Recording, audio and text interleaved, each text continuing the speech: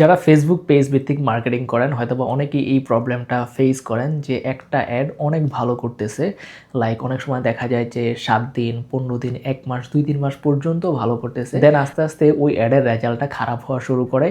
আগে যদি কোনো একটা অর্ডার $1 জেনারেট হইতো, এখন সেইটা $2 $3 বা $5-6 পর্যন্ত চলে যায়।